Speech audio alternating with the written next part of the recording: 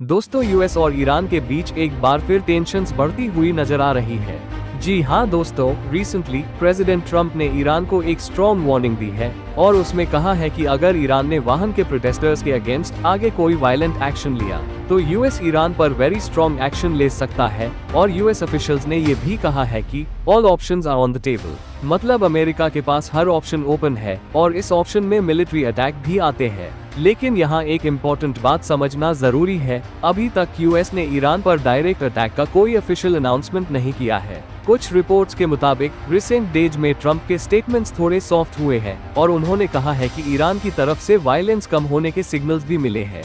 लेकिन दोस्तों, इसी के बीच अभी न्यूज आ रही है कि ईरान में एक नारा बहुत ज्यादा चल रहा है कि this time the bullet won't miss, मतलब इस बार बुलेट मिस नहीं होगी।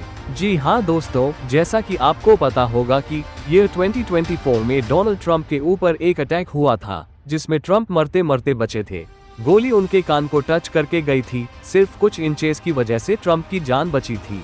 और अब ऐसे टाइम में जब ईरान से खुली धमकी ट्रंप के लिए आ रही है, तो अगर फ्यूचर में ऐसा कुछ इंसिडेंट होता है जिसमें डोनाल्ड ट्रंप के ऊपर अटैक होता है तो अक्यूज्ड ईरान को ही माना जाएगा।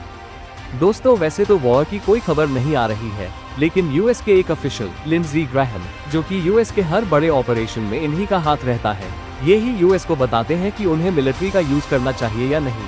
तो इनके एक्सप्रेशंस कुछ ठीक नहीं लग रहे थे और इन्होंने कहा है कि यूएस अब कोई बड़ी चीज करेगा, मतलब यूएस अब कुछ छोटा मोटा काम नहीं करेगा।